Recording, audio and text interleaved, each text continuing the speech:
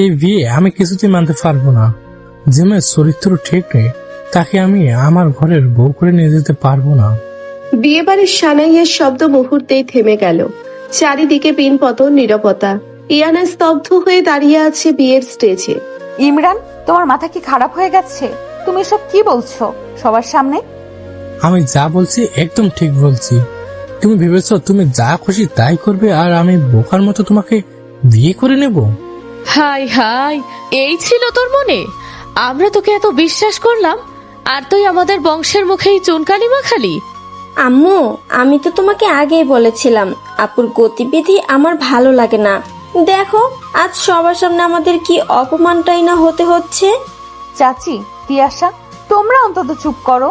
তোমরা ভালো করে জানো এসব ডাহা মিথ্যা কথা। ইমরান, তুমি কোন সাহসে আমার নামে এসব জঘন্য মিথ্যা অপবাদ দিচ্ছ? মিথ্যা? এই দেখো প্রমাণ। ইমরান পকেট থেকে কিছু ভুয়া ছবি বের করে আকবর সাহেবের হাতে দিল। ছবিগুলো দেখে আকবর সাহেবের চোখ রাগে লাল হয়ে গেল। ইয়ানা, আকবর সাহেব সজোরে ইয়ানার গালে এক থাপ্পড় বসিয়ে দিলেন। থাপ্পড়ের আঘাতে ইয়ানা স্টেজের একপাশে ছিটকে পড়ল। ওগো, তুমি মেয়েটাকে এভাবে মারছো কেন? ও তো আমাদের মেয়ে, ওর কথা অন্তত একবার শোনো। তুমি চুপ করো সালমা। তোমার এই আদরের মেয়ে আজ আমার মান সম্মান সব ধুলে মিশে দিয়েছে। আমার এত বছরের অহংকার, আমার বংশের নাম সব শেষ করে দিয়েছে এই মেয়ে। আবু, তুমি আমাকে না জিজ্ঞেস করেই ওর দেওয়া ছবিগুলো বিশ্বাস করে নিলে? আমি তোমার নিজের মেয়ে, আর তুমি আমাকে একটা বারের জন্য আত্মপক্ষ সমর্থনের সুযোগ দিলে না। চুপ কর বেয়াদব মেয়ে। তোর মতো মেয়ে থাকা আর না থাকা সমান। আঙ্কেল, আমাকে মাফ করবেন। আপনাদের সাথে আমাদের ব্যবসায়িক সম্পর্ক থাকবে, কিন্তু এই মেয়ের সাথে আমি কোনো সম্পর্ক রাখতে চাই না। আমি চললাম। ইমরান চলে যেতে উদ্যত হলে ইয়ানা উঠে দাঁড়ালো। তার চোখে পানি, কিন্তু দৃষ্টিতে জ্বলছে জেদের আগুন। দাঁড়াও ইমরান, তুমি আমাকে ছেড়ে যাচ্ছ না। আমি তোমাকে লাথি মেরে বের করে দিচ্ছি আমার জীবন থেকে। আর আব্বু, তুমি টাকার অহংকারে আর মিথ্যা সম্মানের মোহে নিজের মেয়েকে চিনতে পারলে না তো? ঠিক আছে, আজ আমি এমন কিছু করব যা তোমাদের এই ম্যাকি সম্মানকে মাটির সাথে মিশিয়ে দেবে। ইয়ানা রাগে কাঁপতে কাঁপতে স্টেজ থেকে নেমে এলো। সবার চোখ ইয়ানার দিকে। ইয়ানা সোজা গিয়ে দাঁড়ালো এক কোনায়। মাথা নিচু করে দাঁড়িয়ে থাকা 18 বছরের নিরীহ ছেলে নয়নের সামনে। নয়ন এই বাড়িতে আশ্রিত এক গরিব আত্মীয়, যে 5 ফরমাস খাটে। নয়ন, এদিকে আয়। জি জি আপু। তুই আমাকে বিয়ে করবি? ইয়ানার কথা শুনে পুরো বিয়ে বাড়ি যেন স্তব্ধ হয়ে গেল। নয়ন ভয় পাওয়ার ভান করে 2 কদম পিছিয়ে গেল। আপু এসব কি বলছেন? আমি তোকে যা জিজ্ঞেস করেছি তার উত্তর দে। তুই আমাকে বিয়ে করবি কি না? হ্যাঁ নাকি না? ইয়ানা, তোর মাথায় কি পুরোপুরি খারাপ হয়ে গেছে? তুই আমাদের বাড়ির আশ্রিত একটা ফকিন্নি ছেলেকে বিয়ে করবি? আমার সামনে দাঁড়িয়ে এই সাহস তোর কি করে হয়? বিয়ে করলাম তাতে তোমার কি আসে যায়? আর ইমরান, তুই ভেবেছিস তুই চলে গেলে আমি বিয়ে না করে বসে থাকবো? দেখ, আজ আমি এই নিরীহ ছেলেটাকেই বিয়ে করব। ভাইজান, মেয়েটার তো দেখছি লজ্জা শরম সব মাথা থেকে উড়ে গেছে। একে তো নিজের চরিত্র খারাপ, তার উপর এখন এই ভিখারির ছেলেকে বিয়ে করতে চাইছে। আপু, তুমি কি পাগল হয়ে গেলে? এই পিচ্চি ছেলে যে কিনা আমাদের বাড়িতে ড্রাইভারের সাথে থাকে, কাজের লোকের মতো হুকুম তামিল করে, তাকে তুমি বিয়ে করবে? তোমার স্ট্যাটাস কোথায় আর ওর কোথায়? তোদের স্ট্যাটাস তোদের কাছে রাখতি আসা। আমার এখন কারোর টাকার দরকার নেই। কাজী সাহেব কোথায়? জি মা, আমি এখানে। আপনি বিয়ে পড়ান, আমি নয়নকে বিয়ে করব। আপু, আঙ্কেল আমাকে মেরে ফেলবে। আমি পারবো না। আমাকে মাফ করে দিন আপু। নয়ন কাঁপতে কাঁপতে ইয়ানার পা ধরতে গেলে ইয়ানা নয়নের হাত শক্ত করে ধরে ফেলে। তোকে কেউ কিছু করতে পারবে না, আমি আছি। তুই শুধু কবুল বলবি। কাজী সাহেব, শুরু করুন। কাজী সাহেব, আপনি যদি এই বিয়ে পড়ান তবে আমি আপনাকে পুলিশে দেব। আর ইয়ানা, তুমি যদি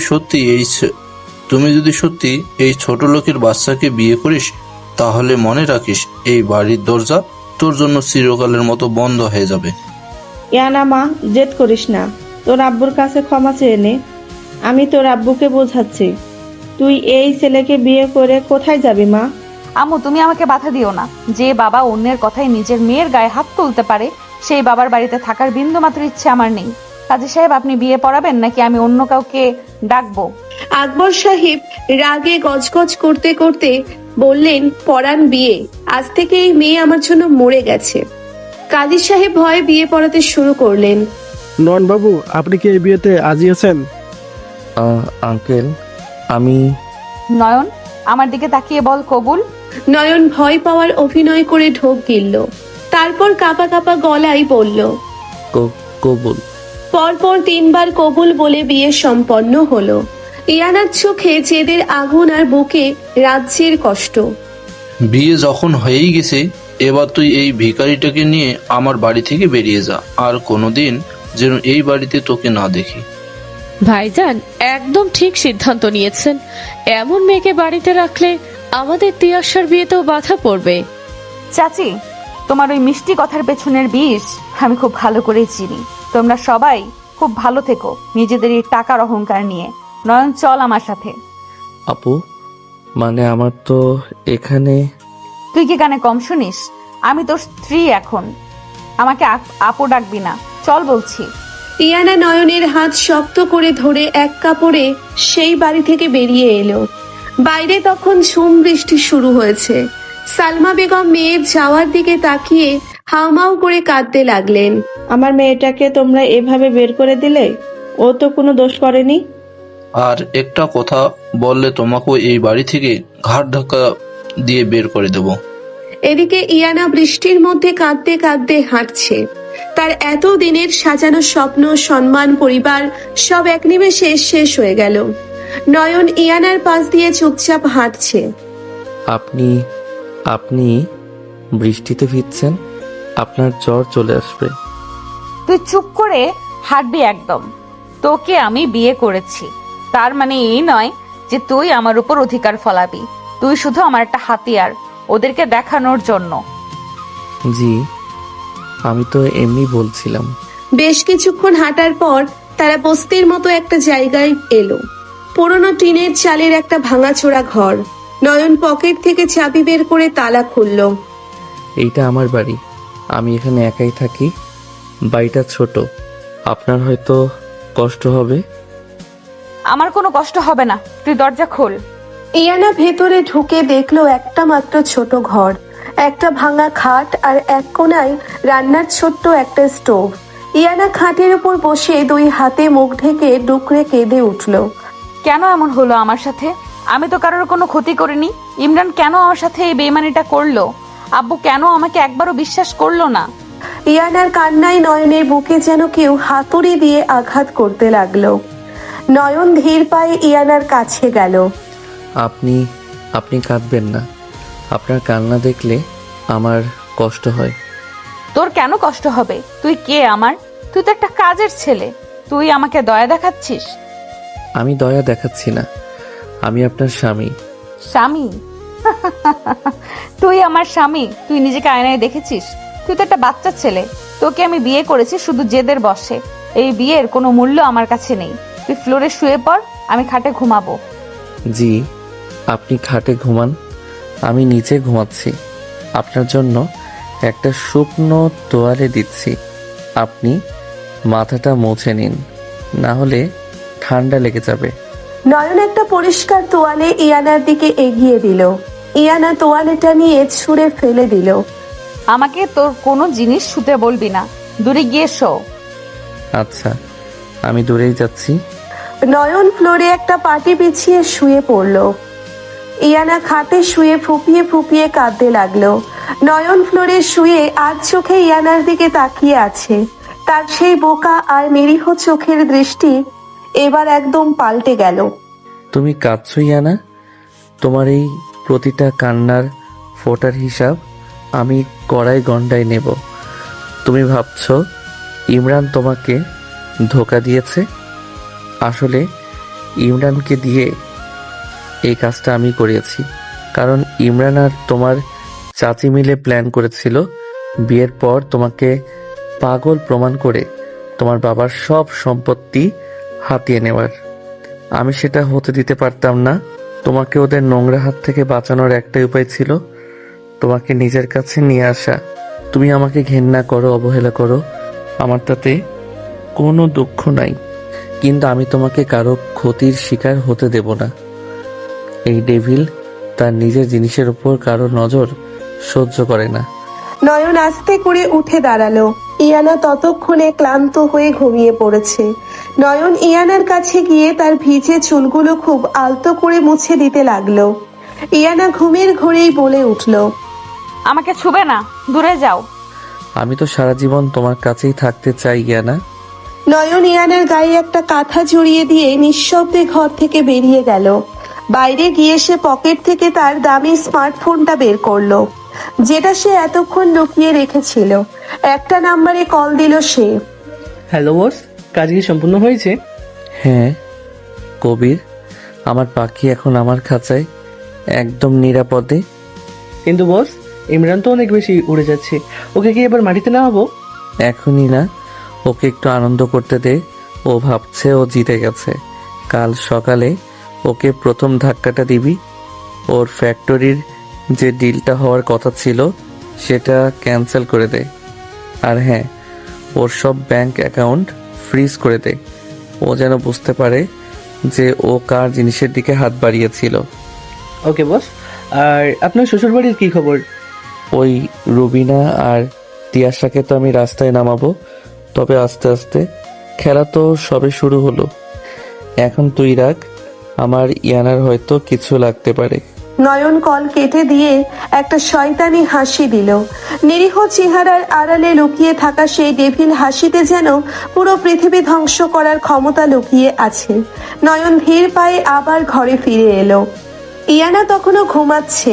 নয়ন ফ্লোরে গিয়ে শুয়ে পড়ল। সকালে ইয়ানার ঘুম ভাঙলো একটা সুন্দর গন্ধে। সে চোখ খুলে দেখলো নয়ন স্টোভের কাছে দাঁড়িয়ে কিছু একটা রান্না করছে। এই, তুই কি করছিস ওখানে?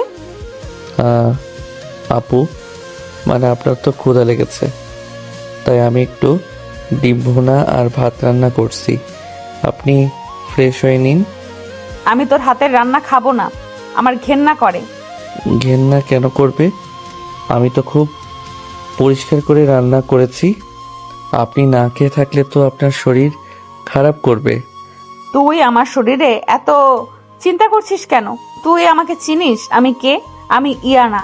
আমার এক কথায় 1000 জন আমার সেবা করতে দাঁড়িয়ে যাবে, আর তুই আমাকে এই ভাঙা ঘরে তোর হাতের ডিম ভুনা খেতে হবে? পরিস্থিতি সবসময় এক থাকে না। এখন আপনার কাছে কেউ নেই, আমি ছাড়া আপনার এই মুহূর্তে আর কোনো আপন মানুষ নেই। আপন মানুষ? তুই আমার আপন মানুষ? তুই তো একটা সুযোগ সন্ধানী। তুই সুযোগ বুঝে আমাকে বিয়ে করেছিস যাতে আমার বাবার টাকার ভাগ পাস। আমি তোদের মতো ছোট লোকদের খুব ভালো করেই চিনি। ইয়ানার কথায় নয়ন যেন থমকে গেল। তার বুকে খুব কষ্ট হলো, কিন্তু সে সেটা বাইরে প্রকাশ করলো না। সে শুধু মাথা নিচু করে রইল। আপনি আমাকে যা খুশি বলতে পারেন, কিন্তু দয়া করে খাবারটা খেয়ে নিন। আপনি কাল রাত থেকে কিছু খাননি। আমি খাবো না মানে খাবো না, তুই খাবারটা ফেলে দে। ইয়ানা জেদ করে জানালার দিকে মুখ ঘুরিয়ে বসে রইল। নয়ন একটা প্লেটে খাবার বেড়ে ইয়ানার সামনে নিয়ে এলো। আমি আপনাকে খাইয়ে দিচ্ছি, একটু খেয়ে নিন প্লিজ। তুই আবার আমার সামনে এসেছিস? তোকে না বললাম আমি খাবো না? ইয়ানা রাগের মাথায় নয়নের হাতের প্লেটটায় সজোরে ধাক্কা মারলো। প্লেটটা মাটিতে পড়ে সব খাবার নষ্ট হয়ে গেল। নয়ন চমকে পিছিয়ে গেল। ইয়ানা নিজেও একটু অবাক হলো নিজের এই কাজে, কিন্তু জেদ বজায় রাখলো। তোকে বলেছিলাম না আমার সামনে আসবি না? জি ঠিক আছে, আমি পরিষ্কার করে দিচ্ছি। নয়ন নীরবে মেঝের খাবারগুলো পরিষ্কার করতে লাগলো। তার চোখের কোণে পানি জমেছে, কিন্তু সে সেটা ইয়ানাকে বুঝতে দিল না। ইয়ানা আর চোখে নয়নের দিকে তাকিয়ে দেখলো ছেলেটার মুখটা কেমন ফ্যাকাশে হয়ে গেছে। ইয়ানার মনে একটু খারাপ লাগলেও সে কিছু বলল না। আমি বাইরে যাচ্ছি, আমার একটা কাজ আছে। আপনি ঘর থেকে বের হবেন না, এই জায়গাটা বেশি ভালো না। কেউ এলে দরজা খুলবেন না। তুই আমাকে জ্ঞান দিবি না। আমার যখন যা খুশি আমি তাই করব। তুই যাওয়ার হলে যা। আচ্ছা, আমি দুপুরের খাবার নিয়ে আসবো। নয়ন দরজা বাইরে থেকে আটকে দিয়ে চলে গেল। ইয়ানা একা ঘরে বসে হাঁপিয়ে উঠল। তার মনের ভেতর হাজারটা প্রশ্ন ঘুরপাক খাচ্ছে। কেন ইমরান তার সাথে এমন করলো? কেন তার বাবা তাকে একটা বারের জন্যেও বিশ্বাস করলো না? আর এই ছেলেটা, এই পিচ্ছি ছেলেটা কেন তার সব অপমান এত নীরবে সহ্য করছে? ইয়ানা ভাবতে ভাবতে আবার কেঁদে ফেললো। এদিকে নয়ন বস্তি থেকে বেরিয়ে সোজা একটা দামি গাড়িতে গিয়ে উঠলো। হাসিম নামের এক লোক গাড়ি চালাচ্ছিল। বস, আপনি এভাবে ভাঙ্গা ঘরে থাকবেন? আপনি চাইলে তো ম্যাডামকে আসল প্রদেশে নিয়ে আসতে পারেন। না হাসেম, ইয়ানা এখন মানসিকভাবে অনেক ভেঙে আছে। ওকে এখন সত্যিটা বললে ও বিশ্বাস করবে না। ও ভাববে আমি ওকে কিনে নিতে চাইছি। ওকে আগে আমার এই গরিব রূপের প্রতি বিশ্বাস আনতে হবে। ও যখন বুঝতে পারবে যে টাকার চেয়ে মানসিক শান্তির মূল্য অনেক বেশি, তখন আমি ওকে সব বলবো। কিন্তু বস, ম্যাডাম তো আপনাকে অপমান করছে, আপনার কষ্ট হচ্ছে না? ওর দেওয়া অপমান আমার কাছে আশীর্বাদের মতো। ও আমাকে বকুক, মারুক, যা খুশি করুক, শুধু আমার চোখের সামনে থাকুক। আমি ওকে আমার থেকে দূরে যেতে দেব না। তুই এখন গাড়ি টান, কবিরের ওখানে যেতে হবে। জি বস। নয়ন তার ল্যাপটপ খুলে বসলো গাড়িতে। স্ক্রিনে ইমরানের ব্যাংক অ্যাকাউন্টের ডিটেলস ভাসছে। নয়ন একটা কিবোর্ড চাপতেই ইমরানের সব টাকা জিরো হয়ে গেল। নয়নের ঠোঁটে আবার সেই ভয়ঙ্কর ডেভিল হাসি ফুটে উঠল। ইমরান, তুই আমার ইয়ানাকে কাঁদিয়েছিস, এবার তোর কাদার পালা। আমি তোকে এমনভাবে শেষ করব যে তুই নিজের মৃত্যু ভিক্ষা চাইবি, কিন্তু পাবি না। দুপুর গড়িয়ে বিকেল হয়ে গেছে। ইয়ানা একা সেই ভাঙা ঘরে বসে আছে। খিদায় তার পেট জ্বলছে, কিন্তু জেদের কারণে সে একটুও কাঁদছে না। হঠাৎ দরজায় কড়া নাড়ার শব্দ হলো। ইয়ানা চোখ মুছে দরজার দিকে তাকালো। ইয়ানা, মানে দরজাটা একটু খুলবেন? আমি নয়ন। আমি তোকে বলেছিলাম না আমার চোখের সামনে আর আসবি না? তুই আবার ফিরে এসেছিস কেন? আমি তো আপনার স্বামী। আমি আপনাকে একা রেখে কোথায় যাব? দরজাটা খুলুন, আমি আপনার জন্য খাবার এনেছি। আমার তোর আনা ভিখারির খাবার খাওয়ার কোনো শখ নেই, তুই যা এখান থেকে। নয়ন কিছুক্ষণ চুপ করে দাঁড়িয়ে রইল দরজার ওপাশে। তারপর খুব শান্ত গলায় বলল, আপনি যদি দরজা না খোলেন, আমি কিন্তু এই দরজার সামনেই বসে থাকব। বৃষ্টি আসার সম্ভাবনা আছে, আমি বৃষ্টিতে ভিজব, কিন্তু কোথাও যাব না। তুই আমাকে ইমোশনাল ব্ল্যাকমেল করছিস? তোর তো দেখি সাহস কম না। ইয়ানা রাগে গজগজ করতে গিয়ে দরজা খুলে দিল। নয়ন হাতে একটা টিফিন ক্যারিয়ার নিয়ে দাঁড়িয়ে আছে। নয়নের চোখে মুখে একটা অদ্ভুত মায়া, যা ইয়ানাকে এক মুহূর্তের জন্য থমকে দিল, কিন্তু পরক্ষণেই সে নিজেকে সামলে নিল। ভেতরে আয়, আর শোন, আমাকে একদম বউয়ের মতো ট্রিট করার চেষ্টা করবি না। তুই আমার বাবার বাড়িতে যেমন আশ্রিত ছিলি, এখানেও তুই আমার কাজের ছেলেই থাকবি, বুঝেছিস? জি, বুঝেছি। আপনি বসুন, আমি খাবারটা বেড়ে দিচ্ছি। নয়ন খুব যত্ন করে একটা পরিষ্কার থালায় ভাত আর মুরগির মাংস বেড়ে ইয়ানার সামনে দিল। ইয়ানা খাবারটার দিকে তাকিয়ে একবার ঢোক গিলল। তার খুব খিদে পেয়েছে। এই খাবার তুই কোথা থেকে এনেছিস? চুরি করেছিস নাকি? না, মানে আমি তো একটা পার্ট টাইম জব করি, সেখান থেকে কিছু টাকা অ্যাডভান্স নিয়ে একটা ভালো হোটেল থেকে আপনার জন্য কিনে এনেছি। আপনি খেয়ে নিন। আর তুই তুই খেয়েছিস? জি, আমি খেয়েছি। আপনি আমার চিন্তা করবেন না। ইয়ানা আর কথা না বাড়িয়ে খেতে শুরু করলো। সত্যি বলতে খাবারটা তার কাছে অমৃতের মতো লাগছিল। নয়ন ফ্লোরে বসে এক দৃষ্টিতে ইয়ানার খাওয়া দেখছে। তার চোখের দৃষ্টিতে লুকিয়ে আছে এক গভীর সমুদ্রের মতো ভালোবাসা। ওই, তুই এভাবে ড্যাব ড্যাব করে তাকিয়ে আছিস কেন? আমি কি চিড়িয়াখানার জন্তু নাকি? না, মানে আপনাকে খুব সুন্দর লাগছিল তো, তাই দেখছিলাম। Shut up! একদম এসে ফালতু কথা বলবি না। তোর বয়স কত? 18 আর আমার 26। তুই আমার ছোট ভাইয়ের বয়সের। আমাকে এইসব সস্তা লাইন মারার চেষ্টা করবি না। স্বামী তো বয়সে ছোট হতে পারে, তাই না? আর আমি আপনাকে সম্মান করি। আপনি আমার স্ত্রী। তোর মতো একটা পিচ্চি ছেলেকে আমি স্বামী মানবো? এই বিয়েটা জাস্ট একটা ডিল ছিল আমার বাবা আর ওই বেঈমান ইমরানকে দেখানোর জন্য। কাল থেকে আমি আমার কলেজে যাব, আমি লেকচারার, আমার নিজের একটা পরিচয় আছে। তোর ওই 2 টাকার রোজগারে আমার চলতে হবে না। আপনি যা ভালো বোঝেন তাই করবেন, আমি আপনাকে কখনো বাধা দেব না। পরের দিন সকাল ইয়ানা রেডি হয়ে তার কলেজের দিকে রওনা দিল। নয়ন দূর থেকে তাকে অনুসরণ করতে লাগলো, ঠিক একজন পাহারাদারের মতো।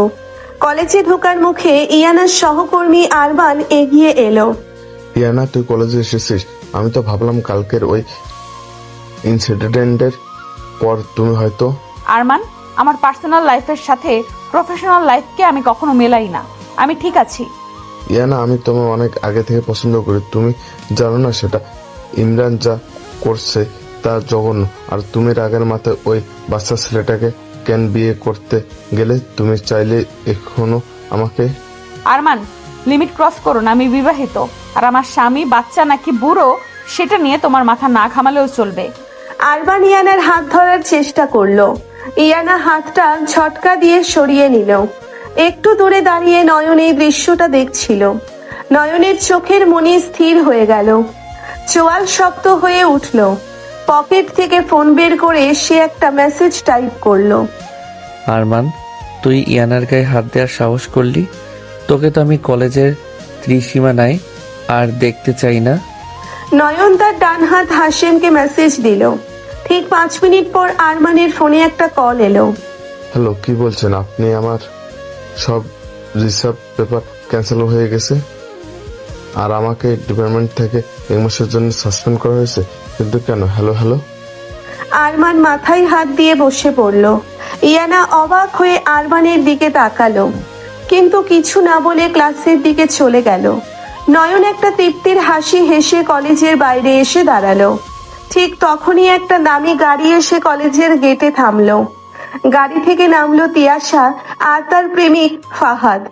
আরে ফাহাদ, দেখো দেখো, এই তো আপু সেই পিচ্ছি বরটা দাঁড়িয়ে আছে।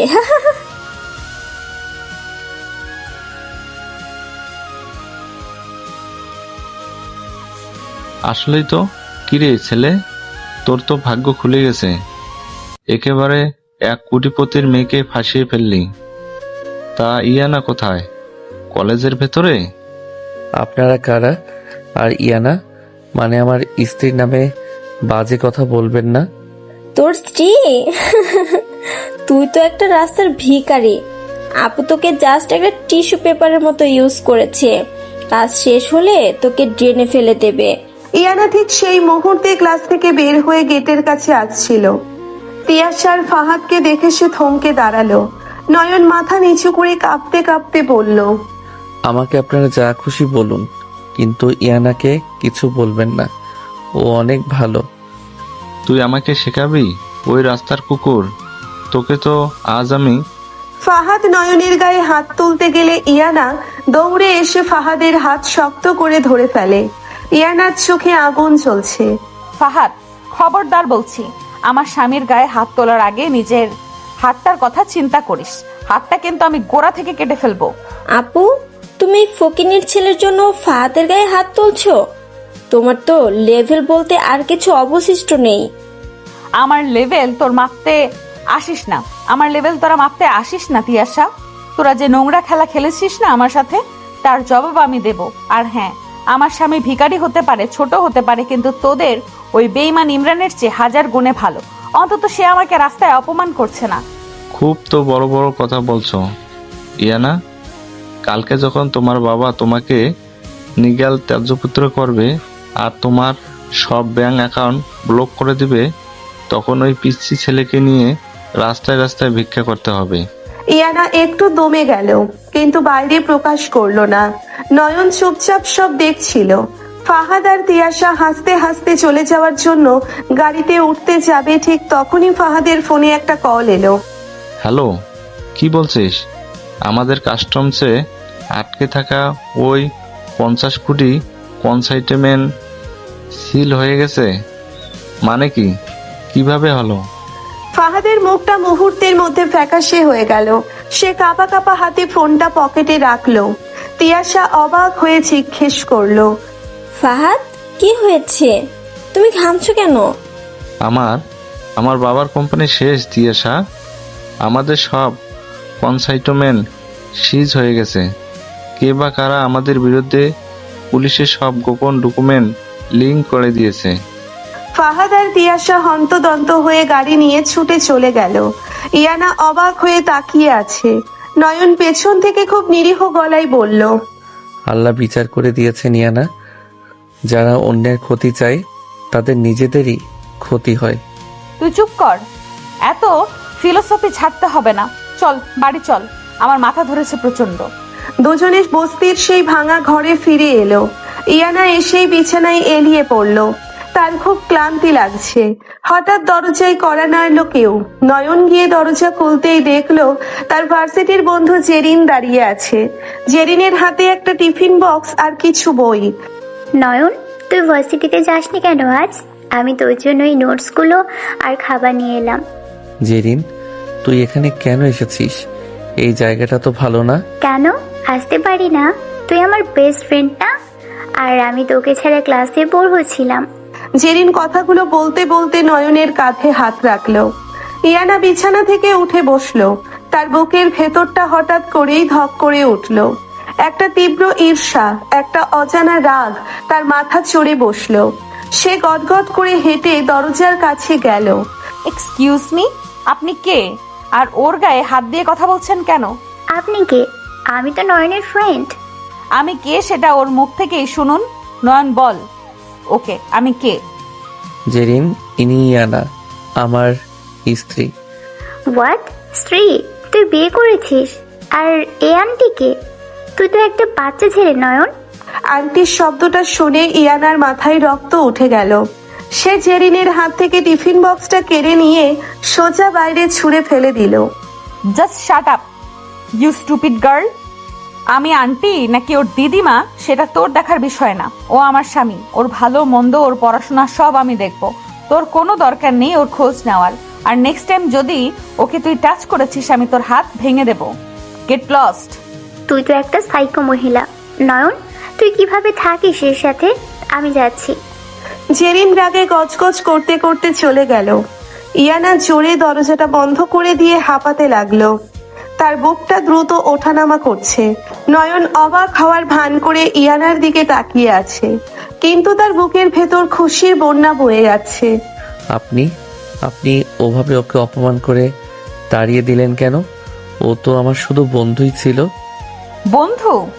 তোর ওই বন্ধুকে আমি খুব ভালো করেই চিনি। আর তুই তুই খুব মজা পাচ্ছিলি না ওর ওই ন্যাকামো দেখে?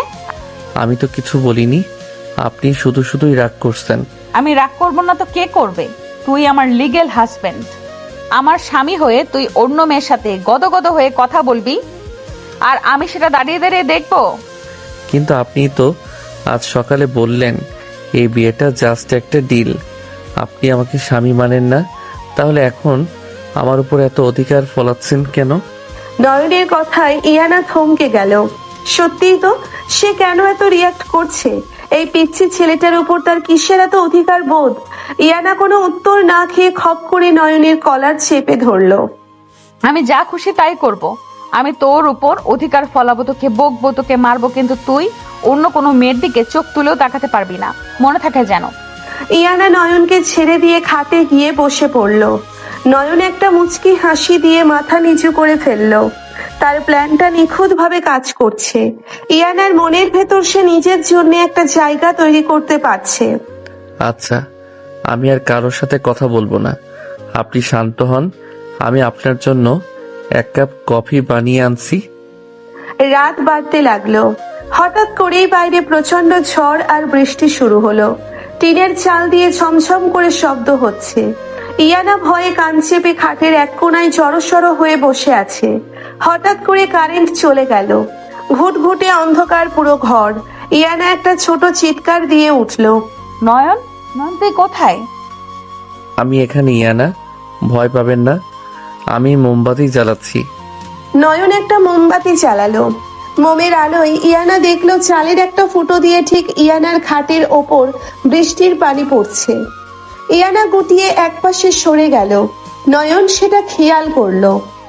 ওই জায়গাটা ভিজে যাচ্ছে, আপনি এই পাশে আসুন। তুই কোথায় ঘুমাবি? নিচে তো পুরোটাই পানিতে ভেসে যাচ্ছে। আমি দাঁড়িয়ে থাকবো, সমস্যা নেই, আপনি ঘুমান। নয়ন একটা প্লাস্টিকের বস্তা নিয়ে সেই ফুটোটার নিচে দাঁড়িয়ে রইল, যাতে পানিটা খাটের উপর না পড়ে।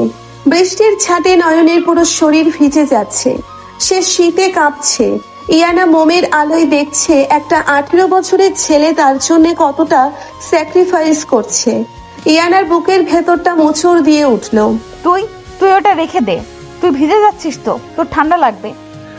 আমার কিছু হবে না ইয়ানা, আপনি আরামে ঘুমান। আপনার যেন এক ফোঁটা পানিও গায়ে না লাগে, সেই দায়িত্ব আমার। তুই কেন করছিস আমার জন্য এত কিছু? আমি তোকে কত অপমান করেছি, কত বাজে কথা বলেছি, তাও তুই কেন আমাকে এত কেয়ার করিস? নয়ন প্লাস্টিকটা ধরে রেখেই ইয়ানার চোখের দিকে তাকালো। তার সেই শান্ত চোখের ভেতর এক অদ্ভুত মায়া। কারণ পৃথিবীতে আমার আপন বলতে আর কেউ নেই ইয়ানা।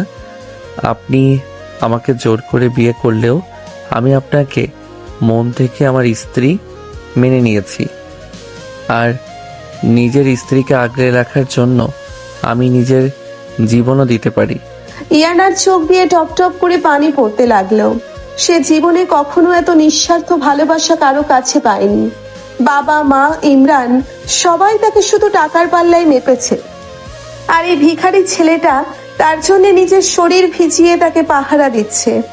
ইয়ানার ভেতরের পাথরটা যেন আস্তে আস্তে গলতে শুরু করলো।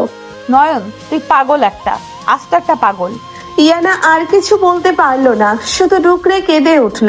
নয়ন নীরবে দাঁড়িয়ে রইল, আর ডেভিল রূপ আজ সম্পূর্ণ হার মেনেছে এই নিরীহ ভালোবাসার কাছে। সে মনে মনে শপথ নিল ইয়ানার এই চোখের পানির বদলা সে রুবিনা আর ইমরানের রক্তের বিনিময়ে নেবে। তুমি শুধু দেখতে থাকো ইয়ানা, কাল সকালের সূর্য তোমার শত্রুদের জন্য এক ভয়ঙ্কর অন্ধকার নিয়ে উঠবে।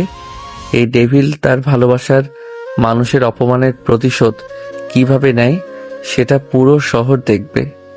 সারা রাত নয়ন ভিজে ভিজে ইয়ানাকে বৃষ্টি থেকে বাঁচালো। ভোরের দিকে বৃষ্টি থামলে নয়ন ফ্লোরেই বসে পড়ল। তার শরীর ঝরে পড়ে যাচ্ছে। ইয়ানা ঘুম থেকে উঠে দেখলো নয়ন ফ্লোরে অচেতন হয়ে পড়ে আছে। নয়ন, নয়ন, কি হয়েছে তোর? ইয়ানা দৌড়ে গিয়ে নয়নের গায়ে হাত দিতেই চমকে উঠল। নয়নের গা জ্বরে একেবারে পুড়ে যাচ্ছে। ইয়ানার বুকের ভেতর একটা তীব্র ভয় কাজ করতে লাগলো।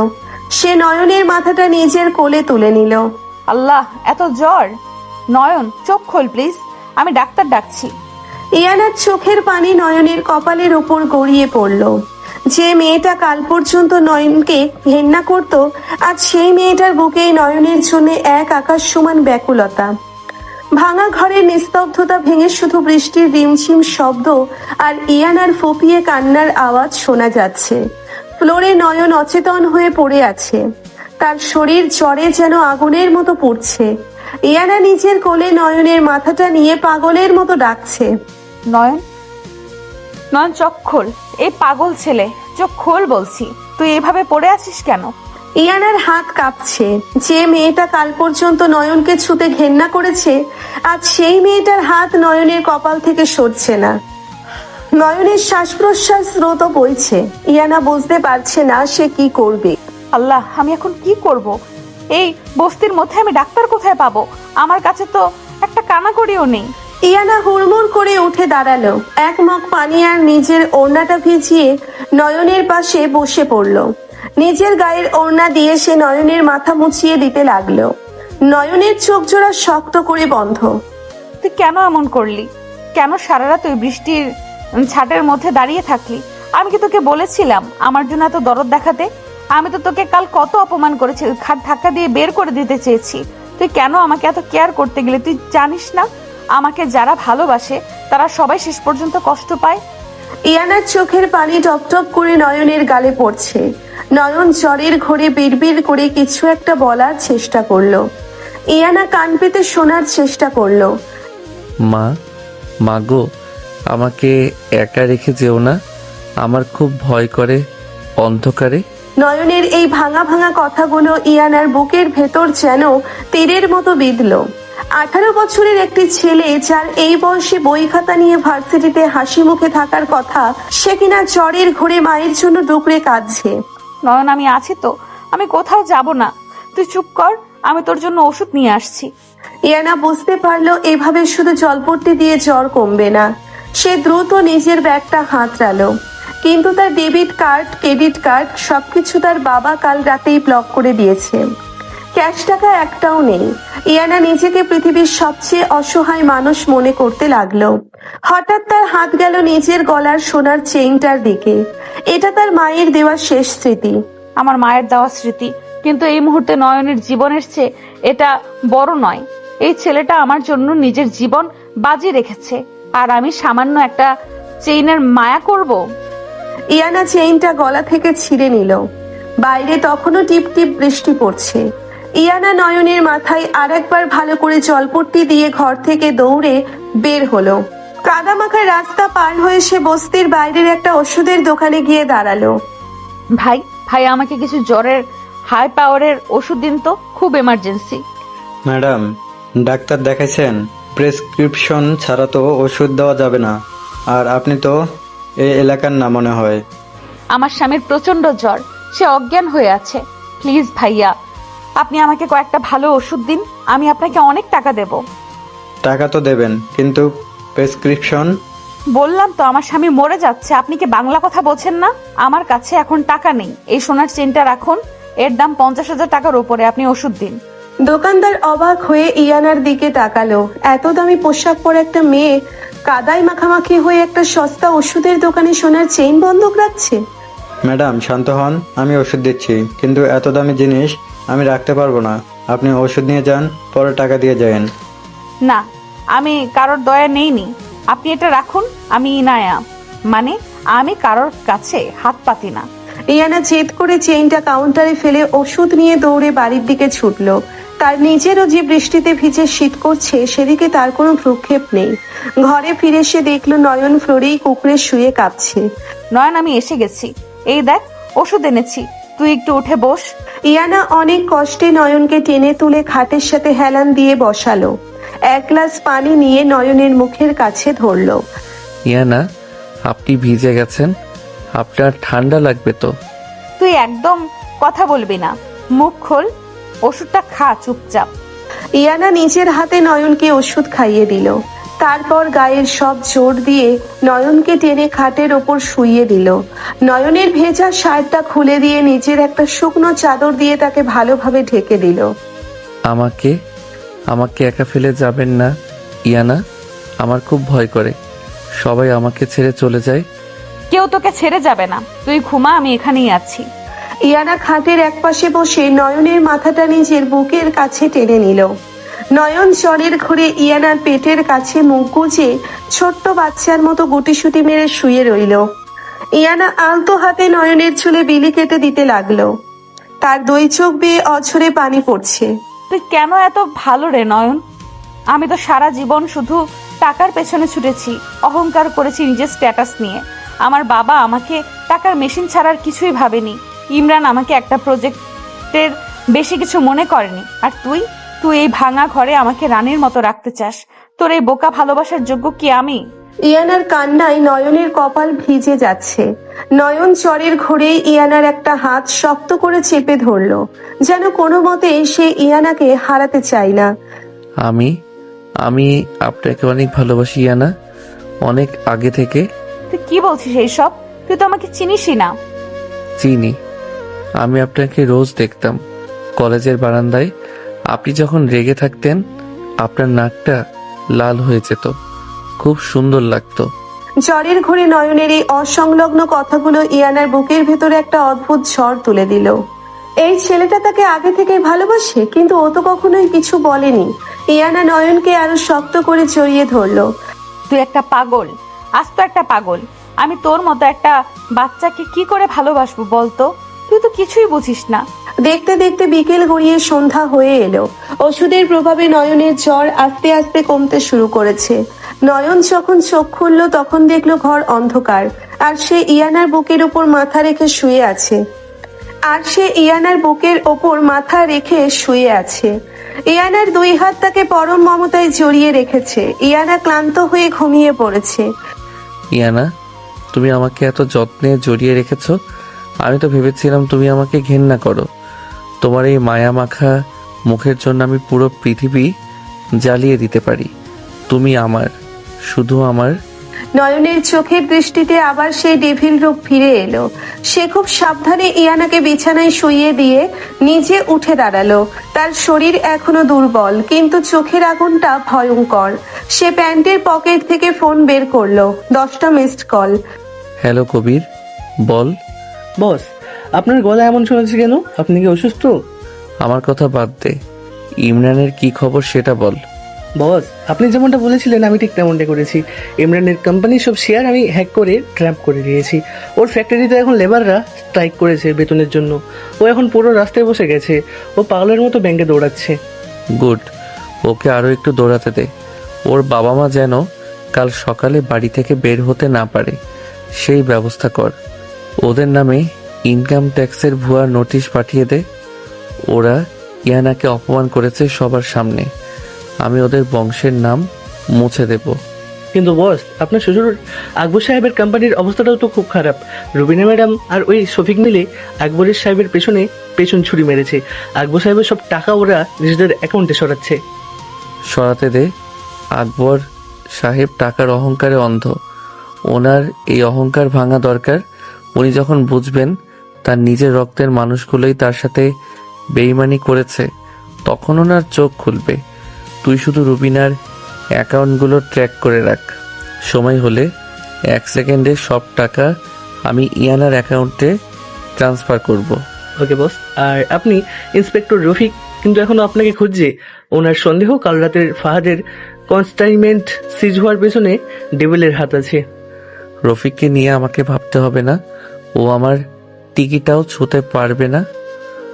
তুই এখন ফোন রাখ, ইয়ানা উঠে যাবে। সবগুলো কবিরের। নয়ন ফোন কেটে দিয়ে আবার সেই নিরীহ আর শান্ত চেহারায় ফিরে এলো। সে ধীর পায়ে ইয়ানার পাশে গিয়ে ফ্লোরে বসলো। ইয়ানার দিকে তাকিয়ে থাকতে থাকতেই ইয়ানা নড়ে চড়ে উঠলো। নয়ন, নয়ন তুই কোথায়?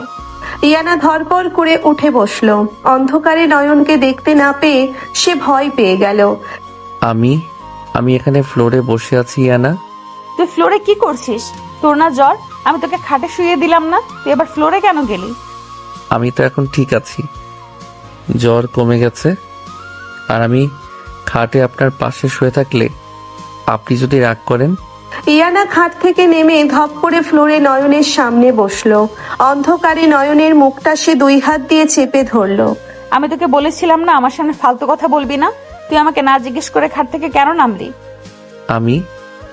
আমার তৃষ্ণা পেয়েছিল, তাই পানি খেতে চাইলে আমাকে ডাকতে পারতি। তোর কিছু হয়ে গেলে আমি কি করতাম?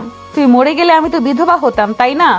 ইয়ানার গলায় ধমক থাকলেও তার 2 চোখ বেয়ে অঝরে পানি পড়ছে। নয়ন বুঝতে পারছে ইয়ানা তাকে কতটা আপন করে নিয়েছে এই একদিনেই। আপনি কাঁদছেন ইয়ানা আমার জন্য? একদম চুপ, একটা কথা বলবি না তুই। আমি কেন কাঁদবো তোর জন্য? তুই তো একটা কাজের ছেলে। আমি তোকে দয়া করছি জাস্ট। আচ্ছা, আপনি দয়াই করুন, তাও আপনি কাঁদবেন না প্লিজ। আপনার কান্না দেখলে আমার বুকের ভেতরটা কেমন যেন করে। মনে হয় কেউ আমার কলিজাটা চেপে ধরেছে। ইয়ানা আর নিজেকে সামলাতে পারল না। সে নয়নের বুকে মাথা রেখে হু হু করে কেঁদে উঠল। নয়নও তার 2 হাত দিয়ে ইয়ানাকে শক্ত করে জড়িয়ে ধরলো। আমাকে তুই ছেড়ে যাবি না তো নয়ন? সবাই আমাকে টাকার জন্য ব্যবহার করেছে, তুইও কি আমাকে ধোকা দিবি? ইয়ানা, আমি আমার নিজের নিঃশ্বাসকে ধোকা দিতে পারি, কিন্তু আপনাকে না। আপনি আমার জীবনের সেই আলো, যার জন্য আমি 18 বছর ধরে অন্ধকারে অপেক্ষা করেছি। ইয়ানা চোখ তুলে নয়নের দিকে তাকালো। এই ছেলেটার কথাগুলো এত পরিণত, এত গভীর কেন? সে কি সত্যিই 18 বছরের একটি বাচ্চা ছেলে, নাকি তার আড়ালে অন্য কিছু লুকিয়ে আছে? তুই কথাগুলো এত সুন্দর করে গুছিয়ে কিভাবে বলিস? তুই তো ক্লাস 12 পাস করে মাত্র ভার্সিটিতে উঠলি। মানে আমি তো অনেক গল্পের বই পড়ি, সেখান থেকেই হয়তো। আচ্ছা ঠিক আছে, আর বকবক করতে হবে না, ওঠ খাট থেকে। আমি তো ফ্লোরেই আছি। উফ, তুই এত গাধা কেন? আমি বললাম ফ্লোর থেকে উঠে খাটে বস। তুই এখনো পুরোপুরি সুস্থ হোসনি। নয়ন বাধ্য ছেলের মতো উঠে খাটে বসলো। ইয়ানা একটা মোমবাতি জ্বালিয়ে আবার রান্নাঘরের দিকে গেল। আপনি কি করছেন ওখানে? তোর জন্য স্যুপ বানাচ্ছি, চুপচাপ বসে থাক। আপনি স্যুপ বানাতে পারেন? আমি ইনায়া, আমি সব পারি, তুই শুধু দেখে যা। ইয়ানা অনেকক্ষণ ধরে খুটখাট করে একটা বাটিতে স্যুপ নিয়ে এলো। স্যুপটা দেখতে খুব একটা ভালো হয়নি, আর গন্ধে মনে হচ্ছে লবণ একটু বেশি পড়েছে। ইয়ানা চামচ দিয়ে স্যুপটা নয়নের মুখের সামনে ধরলো। খা এটা। আপনি কষ্ট করে বানালেন, আপনি আগে একটু খেয়ে দেখুন না কেমন হয়েছে। আমি কেন খাবো? তুই অসুস্থ, তুই খাবি, মুখ খোল। নয়ন বাধ্য হয়ে এক চামচ মুখে দিল। নোনতা আর আধা সেদ্ধ স্যুপের সাথে তার মুখটা বিকৃত হয়ে গেল, কিন্তু ইয়ানার মুখের দিকে তাকিয়ে সে সেটা গিলল। কেমন হয়েছে? আমি তো ফার্স্ট টাইম বানালাম। ও অনেক মজা হয়েছে ইয়ানা, পৃথিবীর সেরা স্যুপ। সত্যি? দে তো, আমি একটু খেয়ে দেখি। ইয়ানা নিজের হাতে এক চামচ মুখে দিতেই ওয়াক করে ফেলে দিল। ছি, এটা কি জঘন্য হয়েছে? তুই এটা মজা করে খাচ্ছিস কিভাবে? তুই কি পাগল? আপনার নিজের হাতে বানানো জিনিস আমার কাছে এটা অমৃতের চেয়েও দামি। আমি পুরোটা খেয়ে নেব। নয়ন ইয়ানার হাত থেকে বাটিটা নিয়ে জোর করে পুরো স্যুপটা খেয়ে নিল। ইয়ানা অবাক হয়ে তাকিয়ে রইল। কেউ তাকে এত ভালোবাসতে পারে, এটা তার ভাবনারও বাইরে ছিল। তুই সত্যি একটা পাগল নয়ন। রাত গভীর হলো, বাইরে বৃষ্টি থেমে গেছে। নয়ন খাটের একপাশে শুয়ে আছে, আর ইয়ানা তার বুকের কাছে মাথা রেখে ঘুমিয়ে পড়েছে। ইয়ানার একটা হাত নয়নের শার্ট শক্ত করে ধরে আছে। নয়ন সিলিং এর দিকে তাকিয়ে আছে, তার চোখে ঘুম নেই। ইয়ানা, তুমি এখন আমার বুকে মাথা রেখে শান্তিতে ঘুমাচ্ছ, কিন্তু কাল যখন রুবিনা আর ইমরান মিলে তোমার মনে বিষ ঢালবে, তখন কি তুমি আমাকে এইভাবে বিশ্বাস করবে? আমি জানি ওরা কাল বড় একটা চাল চালবে আমাকে তোমার চোখ থেকে নামানোর জন্য। ওরা তোমাকে বোঝাবে যে আমি ওদেরই লোক। তুমি হয়তো আমাকে ভুল বুঝে আবার এই বাড়ি থেকে বের করে দেবে, কিন্তু আমি তোমার সেই অপমান হাসি মুখে মেনে নেব ইয়ানা, কারণ আমি ডেভিল, আর ডেভিল তার নিজের রানীকে রক্ষা করার জন্য নিজের সম্মান ধুলাই মেশাতেও পিছপা হয় না। নয়ন খুব আলতো করে ইয়ানার কপালে একটা চুমু খেলো। ইয়ানা ঘুমের ঘোরে একটু হেসে নয়নকে আরো শক্ত করে জড়িয়ে ধরল। সকালের মিষ্টি রোদ জানালার ফুটো দিয়ে এসে নয়নের চোখে পড়ল। নয়নের ঘুম ভাঙল না, কিন্তু তার বুকের ওপর ইয়ানার ভারী হাতের স্পর্শে সে চোখ খুলল। ইয়ানা এখনো গভীর ঘুমে, তার অবিন্যস্ত চুলগুলো নয়নের মুখে এসে পড়েছে। নয়ন একদৃষ্টিতে তাকিয়ে রইল ইয়ানার মুখটার দিকে। এই মুখটার জন্য সে তার পুরো সাম্রাজ্য, পুরো জীবন বাজি রাখতে পারে। ইয়ানা, তুমি যদি জানতে তোমার এই পিচ্ছি বর তোমার জন্য কি কি করছে, তবে কি তুমি আজও আমাকে ঘৃণা করতে, নাকি তুমি ভয় পেতে? নয়ন খুব সাবধানে ইয়ানার হাতটা সরিয়ে খাটের একপাশে বসলো। শরীরটা এখনো একটু দুর্বল, কিন্তু সে জানে তাকে আজ অনেক বড় একটা খেলা খেলতে হবে। ইমরানের পরাজয় নিশ্চিত, কিন্তু রুবিনা আর তিয়াশা এখনো ইয়ানাকে পুরোপুরি ধ্বংস করার পরিকল্পনা করছে। নয়ন বিছানা থেকে উঠে রান্নাঘরে গেল। সে সাধারণ প্যান্ট শার্ট পরে তৈরি হয়ে নিল। বের হওয়ার আগে সে এক টুকরো কাগজ টেবিলের উপর রেখে গেল।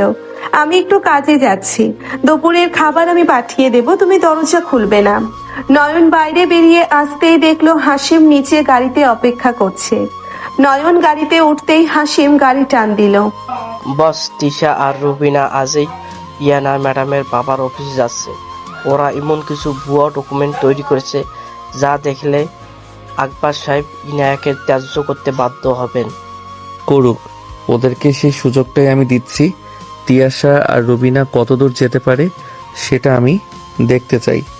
ওদের পতনের জন্য তো সব রেডি করাই আছে। তুই এখন আমাকে আমার আগের ডেরায় নিয়ে চল। গাড়িটা শহরের একটা পরিত্যক্ত ফ্যাক্টরির সামনে গিয়ে থামলো। নয়ন ভেতরে ঢুকতেই কবির এবং আরো 4-5 জন লোক সশ্রদ্ধ চিত্তে সালাম দিল। এই নয়ন সেই নিরীহ পিচ্ছি ছেলেটি নয়। এই নয়ন আন্ডারওয়ার্ল্ডের সেই ডেভিল, যার নাম শুনলে বাঘা বাঘা মাফিয়ারাও কাঁপে। কবির, রবিনার ওই ভুয়া ডকুমেন্টগুলোর আসল কপিটা কি তোর কাছে আছে? জি বস, ওরা সেগুলো নিয়ে আকবর সাহেবের কাছে যাচ্ছে, সেগুলো সম্পূর্ণ নকল, আর আসলগুলো আমি সিক্রেট ভোল্টে রেখেছি। গুড। এখন শোন, আকবর সাহেবের অফিসে আজ একটা মিটিং আছে। ওই মিটিংয়ে ওরা যাবে।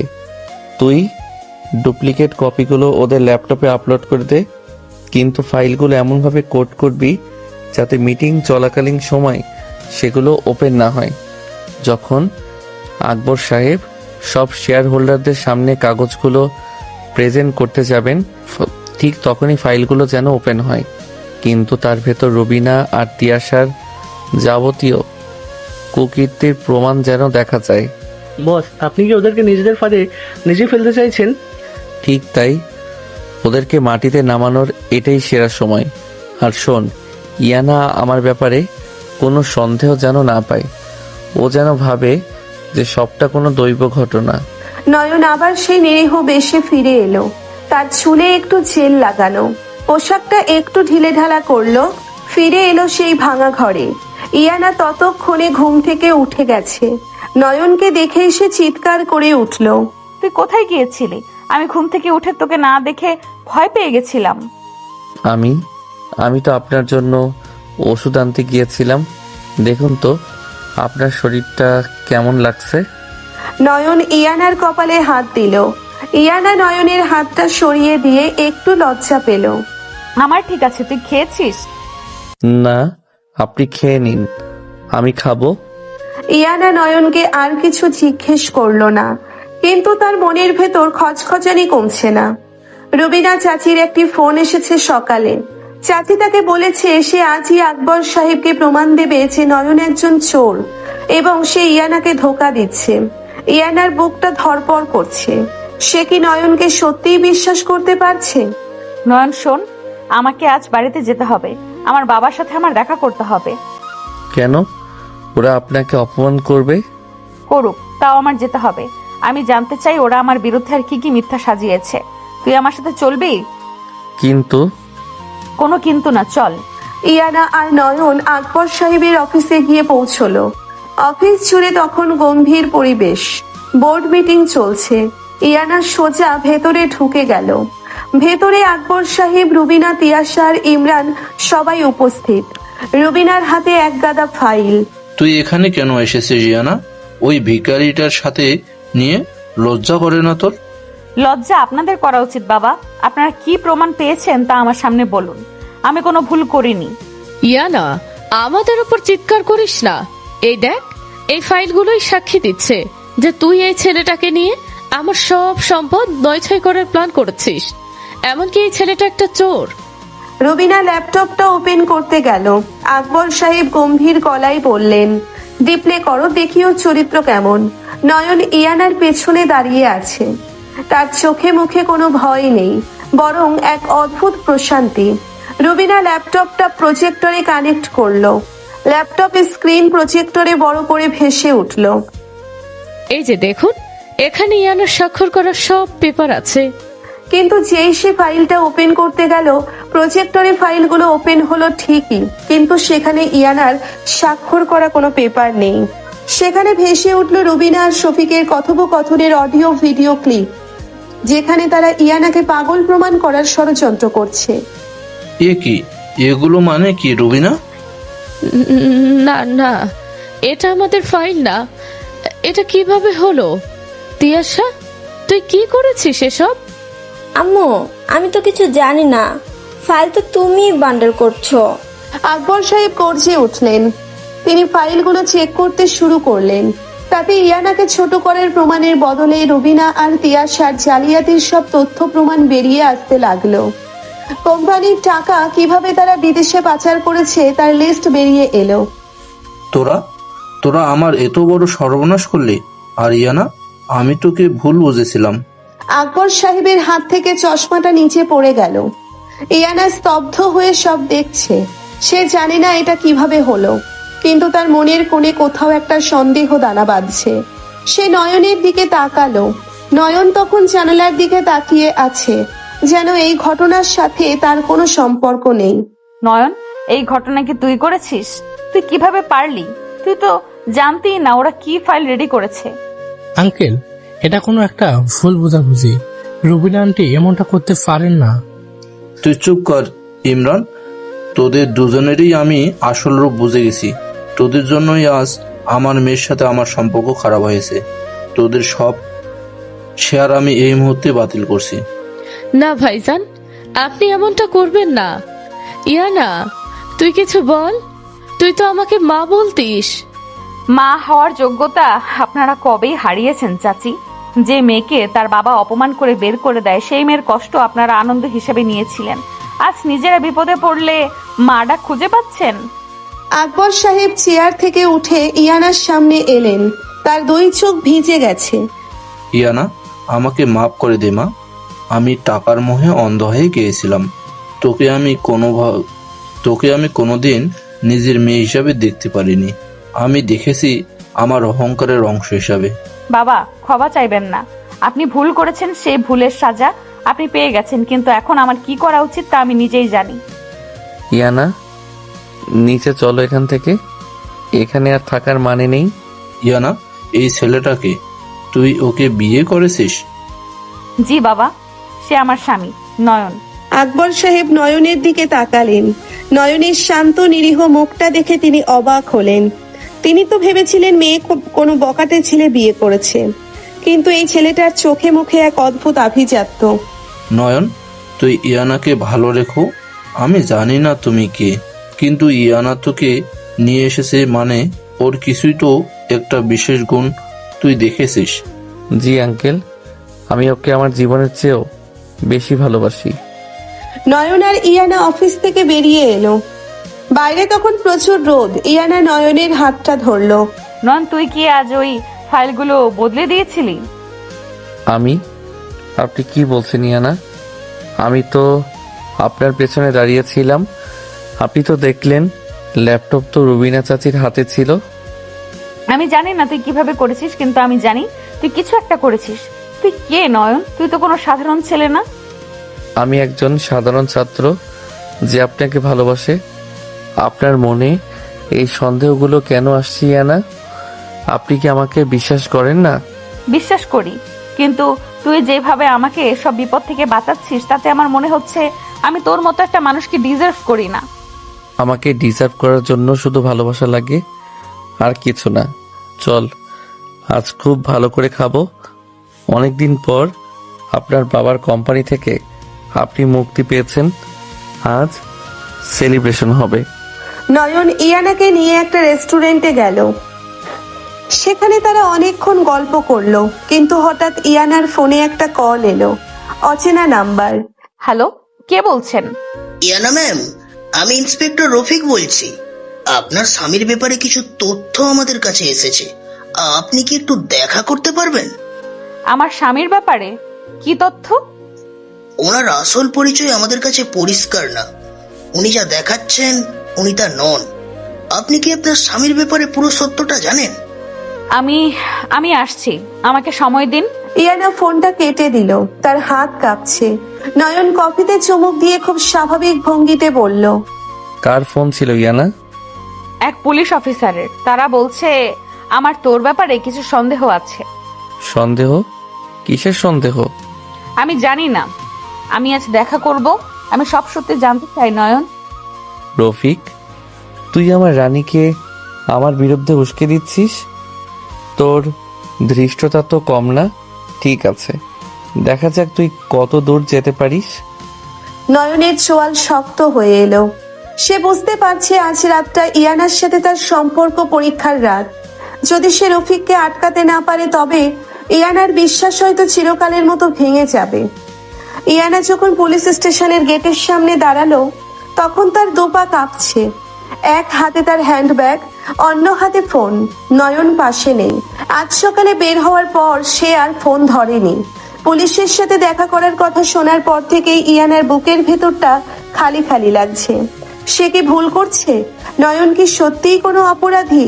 যে ছেলেটা তার জন্য সারা রাত বৃষ্টিতে ভিজেছে, যে ছেলেটা জ্বর নিয়ে তার পাশে শুয়ে থেকেছে, সে কি আসলে কোনো ভয়ানক ছদ্মবেশে আছে? না, আমি ভুল হতে দেব না। নয়ন যেমনই হোক, ও আমার স্বামী, ও আমার সুরক্ষা। ইন্সপেক্টর রফিক যদি কিছু প্রমাণ দিতে পারে তবেই আমি বিশ্বাস করব, তার আগে নয়। ইয়ানা ভেতরে প্রবেশ করলো। ইন্সপেক্টর রফিকের কেবিন, ঘরের ভেতর ভ্যাপসা গন্ধ। রফিক ফাইল খুলে বসে আছে। তাকে দেখে মনে হচ্ছে সে দীর্ঘ রাত না ঘুমিয়ে কাজ করছে।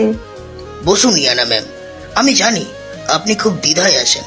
আপনার স্বামীর সাথে আপনার সম্পর্কের বয়স খুব কম, কিন্তু আপনাদের জীবনের ঝুঁকি অনেক বেশি। ইন্সপেক্টর সরাসরি বলুন, নয়নের ব্যাপারে আপনাদের সন্দেহটা কি? ও তো আমাদের বাড়িতে আশ্রিত একটা সাধারণ ছেলে। সাধারণ? এই ফাইলটা দেখুন ম্যাম। রফিক টেবিলের ওপর একটা ল্যাপটপ ঘুরিয়ে দিল। ইয়ানা স্ক্রিনের দিকে তাকালো। একের পর এক ব্যাংক ট্রানজ্যাকশন, কিছু গোপন কোড আর ম্যাপ। ইয়ানার চোখ বড় বড় হয়ে গেল। এইগুলো কি? এইগুলো তো সব সুইজারল্যান্ড আর কেইমেন আইসল্যান্ডের ব্যাংক অ্যাকাউন্ট, কিন্তু এগুলোর সাথে নয়নের সম্পর্ক কি? নয়ন যে ছেলেটাকে আপনি চিনেছেন, সেই নামে কোনো সরকারি রেকর্ড নেই ম্যাম। ওর আসল নাম আন্ডারওয়ার্ল্ডে ডেভিড। গত 5 বছরে যতগুলো সাইবার ক্রাইম হয়েছে, যার মাধ্যমে বড় বড় কর্পোরেট হাউস ধসে পড়েছে, তার পিছনে এই নয়নের আইপি অ্যাড্রেস পাওয়া গেছে। অবাক হওয়ার বিষয় কি জানেন? নয়ন যেদিন থেকে আপনাদের বাড়িতে আশ্রিত হিসাবে থাকতে শুরু করেছে, সেদিন থেকে আপনার বাবার কোম্পানির সব গোপন তথ্য ফাঁস হওয়া বন্ধ হয়ে গেছে এবং লস রিকভার হওয়া শুরু করেছে। আপনি কি বলতে চাইছেন? ও আমার কোম্পানি বাঁচিয়েছে? আমি বলছি ও আপনাকে ব্যবহার করছে। সে আপনাকে একটা ঢাল হিসাবে ব্যবহার করছে, যাতে কেউ তাকে সন্দেহ না করে। নয়ন আপনার বাবাকে পথে বসাতে চায় না। সে আপনার পরিবারের শত্রুদের ধ্বংস করে আপনাদের পুরো সাম্রাজ্য নিজের হাতে নিতে চায়, আর আপনি তার হাতে সব থেকে বড় অস্ত্র। চুপ করুন, আপনি সব মিথ্যা বলছেন। ও আমাকে ভালোবাসে। আপনি ওর পেছনে কেন পড়ে আছেন? ও তো আমাকে কোনোদিন কোনো ক্ষতি করেনি। ভালোবাসা?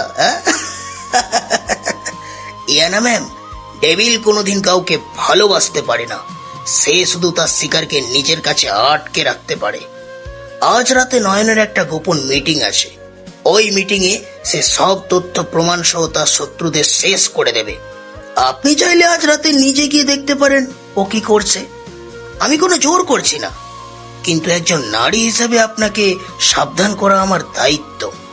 ইয়ানা স্টেশনের বাইরে বেরিয়ে এলো। তার মাথা ঘুরছে, আকাশটা কালো হয়ে আছে। সে কি রফিককে বিশ্বাস করবে নাকি নয়নকে? সে ফোনের গ্যালারি খুলল, নয়নের ছবিগুলো দেখলো। সেই পিচ্ছি নিরীহ মুখটা, এই মুখটার পেছনে কি সত্যি এত বড় কোনো অন্ধকার লুকিয়ে আছে? আমি বিশ্বাস করি না, আমি নিজের চোখে দেখব। ইয়ানা সোজা বাড়ি ফিরল না। সে নয়নের মোবাইল ট্র্যাক করার চেষ্টা করলো, যা সে আগে একবার নয়নের অগোচরেই সেট আপ করে রেখেছিল। লোকেশন দেখাচ্ছে শহরের এক পরিত্যক্ত শিপইয়ার্ড। ইয়ানা ট্যাক্সি নিয়ে সোজা সেই ঠিকানায় রওনা দিল। এদিকে শিপইয়ার্ডের ভেতর নয়ন একটা অন্ধকার ঘরে বসে আছে। তার সামনে কম্পিউটার, তার চারপাশে কবির এবং অন্যান্য লোক দাঁড়িয়ে। নয়নের পরনে একটা কালো চামড়ার জ্যাকেট। তার চোখের চাহনি আজ আর সেই নিরীহ নয়, আজ সে সাক্ষাৎ যমরাজ। বস, রফিক খুব বেশি নড়চড়ে করছে। ইয়ানা ম্যামকেও ও স্টেশনে ডেকেছিল। রফিক আগুন নিয়ে খেলছে কবির। ও জানে না আমি ওর কতদূর পর্যন্ত জানি। ওর মেয়ের স্কুলের অ্যাডমিশন থেকে শুরু করে ওর গোপন অ্যাকাউন্ট সব আমার হাতে। ও আমাকে জেলে ভরতে চায়। ও নিজেই বুঝতে পারছে না ও কার সাথে লড়ছে। কিন্তু ইয়ানা ম্যাম যদি সব জেনে ফেলেন? ইয়ানা যদি জানে তবে সেটা আমার মুখ থেকে জানবে, বাইরের কারো মুখ থেকে নয়। আজ রাতে সব শেষ করে দেব। শিপইয়ার্ডের গেটের কাছে ট্যাক্সি থেকে নামলো ইয়ানা। ভেতরে অন্ধকার, মাঝে মাঝে শিয়ালের ডাক শোনা যাচ্ছে। সে ধীর পায়ে ভেতরের দিকে এগিয়ে যাচ্ছে। হঠাৎ একটা নড়াচড়া শুনতে পেয়ে সে লুকিয়ে পড়ল একটা বড় কন্টেইনারের পেছনে। সে দেখলো রুবিনা, তিয়াশা এবং ইমরান ভেতরে ঢুকছে। তাদের সাথে আরো কিছু গুন্ডা। শফিক বলেছে নয়ন এই শিপইয়ার্ডেই থাকে। ওনাকে এখান থেকে সব কন্ট্রোল করে। আজ ওকে মেরেই ফেলবো। ইয়ানাকে আমরা আবার আমাদের নিয়ন্ত্রণে নিয়ে আসবো। আম্মু, এই পিচ্ছি ছেলেটাকে মারতে এত আয়োজন কেন? ওকে তো আমি শেষ করতে পারি। তুই কিছু জানিস না তিয়াশা, ও সাধারণ ছেলে নয়। ওরে মারা মানে শুধু একটা ছেলেকে মারা নয়, একটা সিস্টেমকে মারা। ইয়ানা কন্টেইনারের আড়ালে দাঁড়িয়ে সব শুনছে। তার পায়ের তলার মাটি সরে যাচ্ছে। তার মানে নয়নের ওপর আক্রমণ করতে ওরা আসছে। নয়ন তো একা। ইয়ানা ভয় পেয়ে গেল। সে দৌড়ে ভেতরে ঢুকতে চাইলো, কিন্তু তখনই একটা হাত তার মুখ চেপে ধরলো। শান্ত ইয়ানা, চিৎকার করো ওম, আমি আছি। ইয়ানা চমকে পিছনে তাকালো। নয়ন তাকে ধরে আছে। নয়নের চোখে কোনো ভয় নেই। সে এখন ইয়ানার পিচ্ছি বর নয়, সে এক অজেয় শক্তির নাম। নয়ন, ওরা তোমাকে মারতে এসেছে। তুমি এখানে কি করছো? কোথায় যাব ইয়ানা? যারা আমার রানীকে অপমান করেছে তারা কি পার পেয়ে যাবে? তুমি এখানে দাঁড়িয়ে দেখবে না? তুমি এখান থেকে চলে যাও। আমি চাই না তুমি এই রক্তপাত দেখো। চলে যাও এখান থেকে। রক্তপাত? তুমি কি করবে? তুমি কি পুলিশ জানাবে না? পুলিশ? ইয়ানা, পুলিশ আমার হাতের পুতুল। আজ রাতে আমি যেটা করব সেটা তোমার কল্পনাকেও ছাড়িয়ে যাবে। তুমি প্লিজ চলে যাও। নয়ন ইয়ানাকে ধাক্কা দিয়ে সরিয়ে দিয়ে অন্ধকারের ভেতর মিলিয়ে গেল। ইয়ানা কোনো মতে নিজেকে সামলে নিয়ে আবার কন্টেইনারের আড়ালে লুকালো। সে দেখল রুবিনা, তিয়াশা আর ইমরান একটা টেবিলের সামনে দাঁড়িয়ে কথা বলছে। হঠাৎ পুরো শিপইয়ার্ডে লাইট জ্বলে উঠলো। কিরে, এতক্ষণ তো অন্ধকার ছিল, লাইট কে জ্বালালো? আমি জ্বালালাম ইমরান। অন্ধকারের ভেতর আস্তানা ঘিরে খুব মজা পাচ্ছিস না? এবার আলোর নিচে দাঁড়া। কে কি কথা বলছে? সামনে আয়। ওপরের একটা ক্রেনের ওপর থেকে নয়ন নিচে লাফিয়ে পড়ল। তার পরনে সেই কালো জ্যাকেট, চোখে কালো সানগ্লাস। সে এখন আর বাড়ির সেই আশ্রিত নিরীহ ছেলেটি নয়, সে আন্ডারওয়ার্ল্ডের ডেভিল। তার হাতের রিভলভারটা ঘুরছে। নয়ন, তুই তুই এখানে কি করছিস? তোর সাহস তো কম না, আমাদের সাথে লড়বি? লড়াইয়ের কথা বাদ দে রুবিনা, তোদের সাথে লড়লে আমার সম্মান যাবে। আমি তোদের বিচার করতে এসেছি।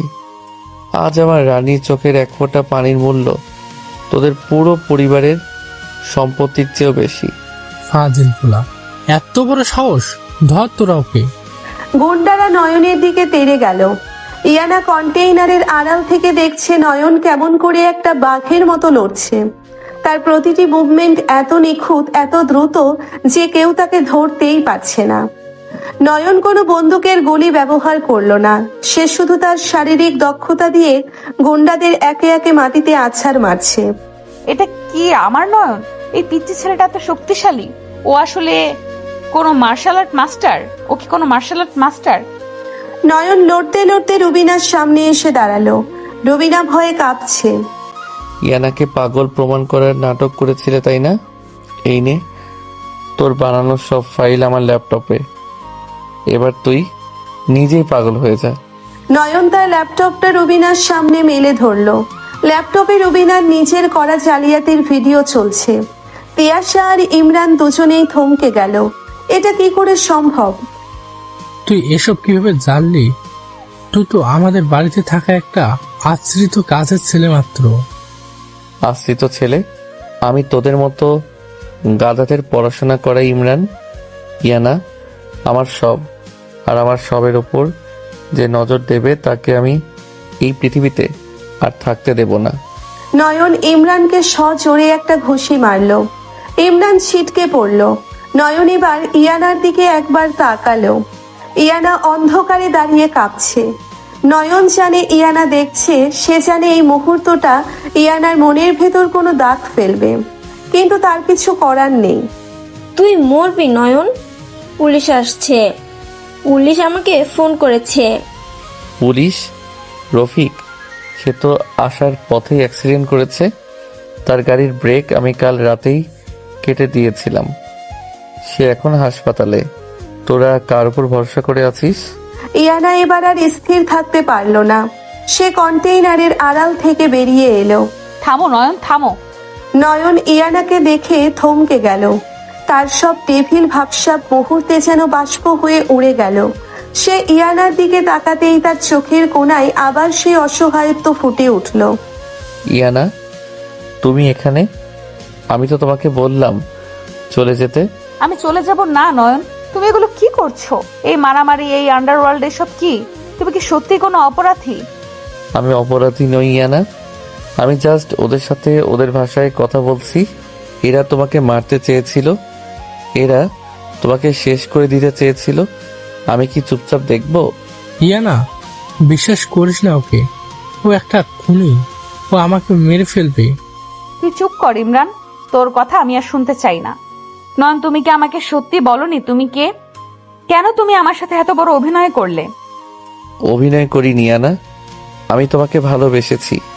তুমি যখন বৃষ্টিতে ভিজতে, যখন তুমি কান্না করতে, আমি সব দেখেছি। আমার খুব ইচ্ছা হতো তোমাকে জড়িয়ে ধরি, তোমাকে বলি আমি আছি, কিন্তু আমি জানতাম আমি যদি আমার আসল রূপটা দেখাই তুমি ভয় পাবে, তুমি আমাকে ঘেন্না করবে। তাই আমি তোমার আশ্রিত পিচ্চি বর হয়ে তোমার পাশে ছিলাম।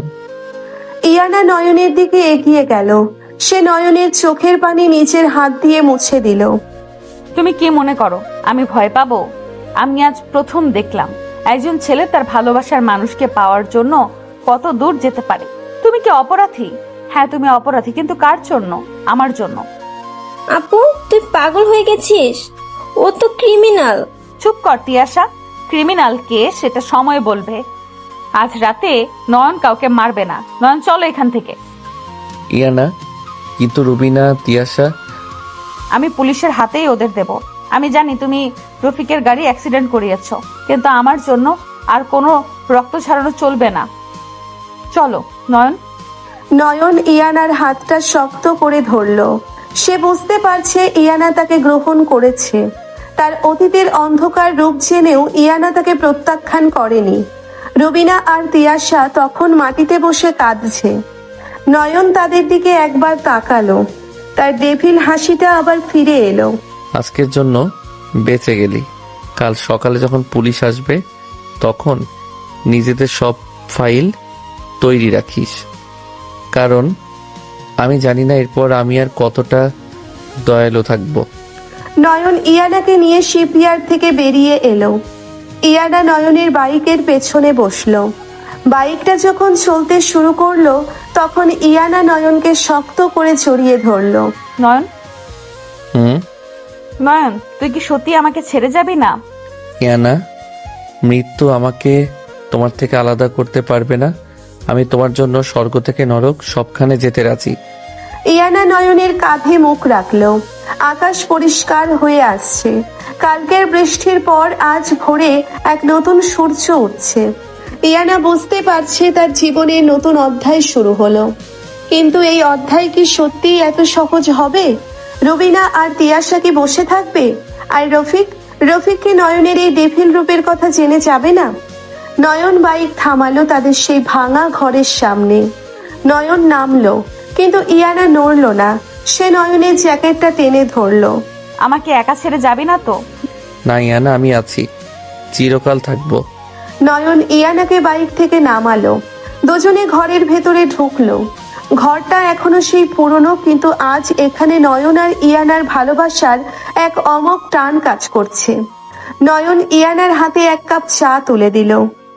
ইয়ানা, তুমি যদি চাও আমি সব ছেড়ে দিতে পারি। আমি আমার এই অন্ধকার জগৎ ছেড়ে তোমাকে নিয়ে কোথাও দূরে চলে যেতে পারি, শুধু তুমি যদি আমার সাথে থাকো। না নয়ন, তুই যদি অপরাধ করে থাকিস তবে তার শাস্তি তোকে পেতেই হবে, কিন্তু আমি চাই না তুই আর কোনো অপরাধ কর। আমরা নতুন করে সব শুরু করব। তুই আমার পিচ্ছি বড় হয়েই থাক, কিন্তু ডেভিল রূপটা আর না। চেষ্টা করবো ইয়ানা, কিন্তু আমার পিছু যারা নিয়েছে তারা কি আমাকে শান্তিতে থাকতে দেবে? নয়নের কথা শেষ হওয়ার আগেই ঘরের জানালা দিয়ে একটা পাথরের টুকরো এসে পড়ল। পাথরের সাথে একটা চিরকুট বাঁধা। নয়ন চিরকুটটা খুলল। তাতে লেখা গেম ওভার নয়ন, ডেভিলকে আজ তার ডেরায় ধরা হবে। এটা কি? কারা লিখেছে? ওরা এসে গেছে ইয়ানা, ওরা জানতো আমি এখানে। এটা ফাঁদ ছিল। চারপাশ থেকে পুলিশের সাইরেন শোনা যাচ্ছে। ইয়ানা দৌড়ে জানালার কাছে গেল, দেখলো নিচে শত শত পুলিশ, সাথে রফিক। রফিক মাইক্রোফোনে চিৎকার করছে, নয়ন, নিজেকে সারেন্ডার করো, পুরো এরিয়া আমরা ঘিরে ফেলেছি, তুমি আর কোথাও যেতে পারবে না। পুলিশ? এত পুলিশ কেন? নয়ন, তুই আমাকে কি সত্যি বলিসনি? ইয়ানা, আমি তোকে বলেছিলাম না ওরা এসে গেছে? রফিককে আমি একটু বেশি সময় দিয়ে ফেলেছিলাম। ওরা তোকে নিয়ে যাবে নয়ন, আমি এটা হতে দেব না। ইয়ানা শোনো, আমার ল্যাপটপটা নাও, ওখানে একটা ফোল্ডার আছে ট্রুথ। যদি আমি ফিরে না আসি, ওটা নিয়ে তুমি রফিকের সামনে যাবে। ওতে সব প্রমাণ আছে যে কেন আমি এসব করেছিলাম। তুই কোথায় যাচ্ছিস নয়ন? আমি ডেভিল ইয়ানা, ডেভিলদের ধরা এত সহজ না। তুমি শুধু দরজাটা বন্ধ করো আর ল্যাপটপটা আমার ড্রয়ারে লুকিয়ে রাখো, আমি আসছি। নয়ন ইয়ানার কপালে একটা দীর্ঘ চুমু খেলো। ইয়ানা কিছু বুঝে ওঠার আগেই নয়ন জানালা দিয়ে নিচে লাফিয়ে পড়ল। ইয়ানা জানালার কাছে গিয়ে দেখলো নয়ন অন্ধকারের ভেতর দিয়ে বিদ্যুৎ গতিতে দৌড়চ্ছে। পুলিশের কোনো গুলির আওয়াজ নেই, কারণ নয়ন ধোঁয়া তৈরি করে সব অন্ধকার করে দিয়েছে। ইয়ানা ল্যাপটপটা নিয়ে ড্রয়ারে লুকালো। তার হৃদস্পন্দন তখন যেন থেমে যাওয়ার উপক্রম। নয়ন কি সত্যিই ফিরে আসবে, নাকি আজই তাদের শেষ দেখা? ইয়ানার সারা শরীর কাঁপছে, চোখের পানি আর থামছে না। সে নয়নের ফেলে যাওয়া শার্টটা জড়িয়ে ধরে মেঝেতে বসে পড়ল। নয়ন, তুই ফিরে আয়, আমার আর কিছুই চাই না, শুধু তুই ফিরে আয়। পুলিশের সাইরেনের শব্দ ক্রমশ দূরে মিলিয়ে যাচ্ছে। ইয়ানা ভাঙা ঘরের মেঝের ওপর বসে আছে, তার দু চোখ বেয়ে অবিরত জল ঝরছে। নয়ন একটু আগেই এই অন্ধকার রাতে তার সামনে দিয়ে জীবন বাজি রেখে লাফিয়ে পড়েছে। ইয়ানার বুকের ভেতরটা শূন্যতায় হাহাকার করেছে। হঠাৎ তার মনে পড়ল নয়নের শেষ কথাটার কথা, ল্যাপটপটা নাও, ট্রুথ ফোল্ডার। ইয়ানা দ্রুত উঠে ড্রয়ার থেকে ল্যাপটপটা বের করলো। ল্যাপটপ ওপেন করতেই স্ক্রিনে পাসওয়ার্ড চাইলো। ইয়ানা একটু ভাবলো, তারপর কাঁপা কাঁপা হাতে টাইপ করলো ইয়ানা, সাথে সাথে ল্যাপটপ খুলে গেল। তুই সত্যি আমাকে কতটা ভালোবাসিস নয়ন, এই পাসওয়ার্ডটা তার প্রমাণ। স্ক্রিনে একটাই ফোল্ডার, নাম ট্রুথ। ফোল্ডারটা খুলতেই একটা ভিডিও ফাইল সামনে এলো। ইয়ানা ভিডিওটা প্লে করলো। স্ক্রিনে ফুটে উঠলো নয়নের শান্ত স্নিগ্ধ মুখটা। ব্যাকগ্রাউন্ডে তাদের এই ভাঙা ঘরটাই দেখা যাচ্ছে। ইয়ানা, তুমি যদি এই ভিডিওটা দেখছো, তার মানে আমি তোমার পাশে নেই। হয়তো আমি ধরা পড়েছি, অথবা আমি আর এই পৃথিবীতেই নেই। কেঁদো না প্লিজ, তোমার চোখের পানি এই ডেভিলের সবচেয়ে বড় দুর্বলতা। তুমি জানতে চেয়েছিলে না আমি কে, কেন আমি ডেভিড হলাম? শোনো তাহলে, আমার বাবা ছিলেন তোমার বাবার কোম্পানির একজন সৎ অ্যাকাউন্টেন্ট, কিন্তু তোমার চাচি রবিনা আর ইমরানের বাবা মিলে কোম্পানির কোটি কোটি টাকা আত্মসাৎ করে এবং সব দোষ আমার নিরীহ বাবার ঘাড়ে চাপিয়ে দেয়। অপমানে কষ্টে আমার বাবা সুইসাইড করেন, আর মা সেই শোক সইতে না পেরে বিনা চিকিৎসায় মারা যান। আমার বয়স তখন মাত্র 10 বছর। ইয়ানা মুখে হাত দিয়ে ডুকরে কেঁদে উঠল। তার বাবার কোম্পানিতে এত বড় একটা অবিচার হয়েছিল আর কেউ টেরও পায়নি। আমি রাস্তায় রাস্তায় ঘুরেছি ইয়ানা, কেউ আমাকে এক মুঠো ভাত দেয়নি। তখন আমি ঠিক করি এই শহরের সব দুর্নীতিবাজ কর্পোরেটদের আমি শেষ করব। আমি সাইবার দুনিয়ার সব জ্ঞান অর্জন করি, আমি হয়ে উঠি ডেভিল। কিন্তু আমার জীবনের সবচেয়ে বড় পরিবর্তনটা এলে তুমি।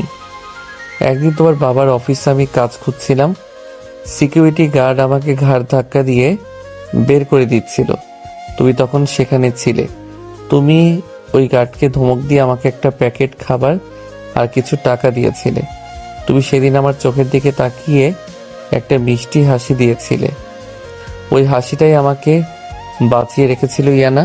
ভিডিওতে নয়নের চোখ দিয়ে টপ টপ করে পানি পড়ছে। ইয়ানা স্ক্রিনে হাত বুলিয়ে নয়নের চোখের পানি মোছার চেষ্টা করছে। আমি বুঝতে পারছিলাম রুবিনা আর ইমরান মিলে এবার তোমার দিকে হাত বাড়িয়েছে। ওরা তোমাকে পাগল সাজিয়ে তোমার বাবার সব সম্পত্তি হাতিয়ে নিতে চেয়েছিল।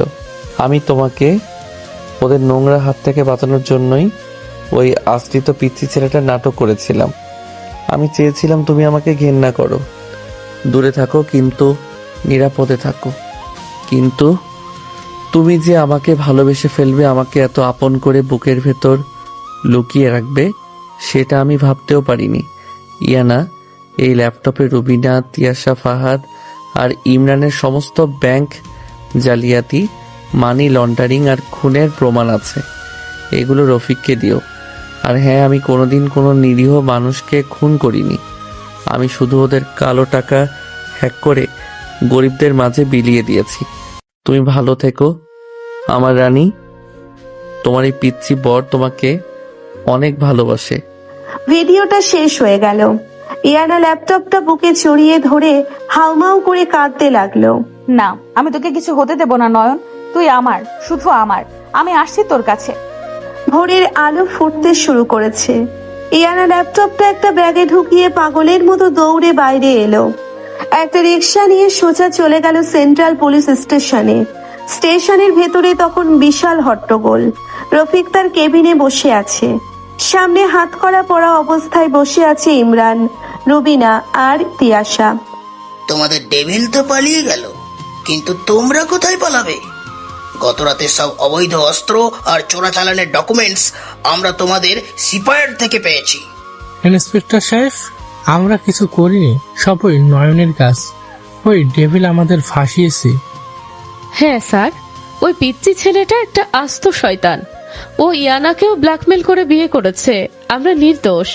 ঠিক সেই মুহূর্তে কেবিনের দরজা সজোরে ধাক্কা দিয়ে খুলে ভেতরে ঢুকলো ইয়ানা। তার চোখ দুটো জবা ফুলের মতো লাল, চুল উস্কো খুস্কো, কিন্তু চেহারায় এক ভয়ঙ্কর জেদ। চুপ কর ডাইনি, একদম আমার স্বামীর নামে একটা মিথ্যা কথাও বলবি না। আপু, তুই এখানে? তুই জানিস তোর ওই স্বামী আমাদের কি অবস্থা করেছে? তোদের অবস্থা আমি এবার এমন করব যে তোরা জেলের পোকা হয়ে মরবি। ইন্সপেক্টর রফিক, আপনি প্রমাণ খুঁজছিলেন না? এই নিন প্রমাণ। ইয়ানা ল্যাপটপটা সজোরে রফিকের টেবিলের ওপর রাখলো। তারপর ল্যাপটপ অন করে সেই ট্রুথ ফোল্ডারটা ওপেন করে দিল। দেখুন, এখানে আমার বাবার কোম্পানি থেকে শুরু করে দেশের বড় বড় প্রজেক্টের কাজ এই রুবিনা, ইমরান আর ওদের গ্যাং কিভাবে পাচার করেছে তার প্রতিটি ডকুমেন্টস, অডিও আর ভিডিও রেকর্ড এখানে আছে। আর আপনারা যাকে ডেভিল বলে খুঁজছেন, সে কোনো খুনি নয়। সেই দুর্নীতিবাজদের আসল রূপটা সবার সামনে নিয়ে এসেছে। ইয়ানা ম্যাম, আপনি শান্ত হন, আমি সব চেক করছি। রফিক ল্যাপটপের ফাইলগুলো চেক করতে লাগলো। তার চোখ ছানা বড়া হয়ে গেল। এত নিখুঁত প্রমাণ, এগুলো পেলে তো শুধু ইমরান নয়, দেশের অনেক রাঘব বোয়াল আজই ধরা পড়বে। ফ্যান্টাস্টিক! এই ডেটাগুলো আমাদের ইন্টেলিজেন্সি কবে থেকে খুঁজছে? কিন্তু ইয়ানা ম্যাম, আইন তো আইনই। নয়ন হ্যাকিং করেছে, এটাও একটা অপরাধ। তাকে আমাদের আইনের আওতায় আনতেই হবে। সে কোথায়? আমি জানি না সে কোথায়, কিন্তু সে যদি অপরাধী হয় তবে এই লোকগুলো কি? আপনারা আগে এদের অ্যারেস্ট করুন। ইয়ানা, তুই কি পাগল হয়েছিস? তুই ওই রাস্তার ভিকারিটার জন্য আমাদের পুলিশে দিচ্ছিস?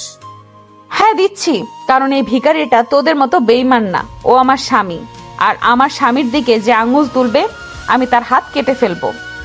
হঠাৎ পুলিশ স্টেশনের মূল দরজায় একটা ভারী জুতোর শব্দ শোনা গেল। সবাই দরজার দিকে তাকালো। ইয়ানার বুকটা ধক করে উঠল। দরজায় দাঁড়িয়ে আছে নয়ন। তার কালো জ্যাকেটটা একটা জায়গা থেকে ছিঁড়ে গেছে।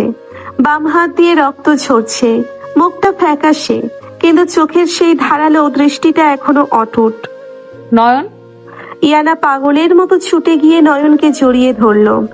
নয়নের আহত হাতে চাপ লাগায় সে একটু কুকড়ে উঠল, কিন্তু পরক্ষণেই ডান হাত দিয়ে ইয়ানাকে শক্ত করে বুকে চেপে ধরল।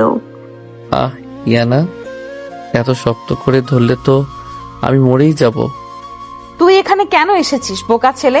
কেন এসেছিস? তোকে না আমি পালিয়ে যেতে বললাম? তোর হাত দিয়ে রক্ত পড়ছে। আমি কি তোমাকে ছেড়ে কোথাও যেতে পারি ইয়ানা? আমি তো তোমাকে বলেছিলাম আমি তোমার পিচ্ছি বর। বর কি কখনো বউকে রেখে পালায়? ওয়েলকাম ডেভিল, অবশেষে তুমি ধরা দিলে। আমি ধরা দেইনি রফিক, আমি আত্মসমর্পণ করেছি, কারণ আমি চাই না আমার রানীর সারা জীবন একজন পলাতক আসামির স্ত্রীর পরিচয় নিয়ে কাটুক। আমি সব প্রমাণ দিয়েছি, এখন তুমি বিচার করো। তোমার প্রমাণগুলো আমি দেখেছি নয়ন। তুমি যা করেছো আইন নিজের হাতে তুলে নিয়েছো, কিন্তু তুমি দেশের অনেক বড় ক্ষতি হওয়ার থেকে বাঁচিয়েছো, তাই তোমার শাস্তি খুব বেশি একটা হবে না।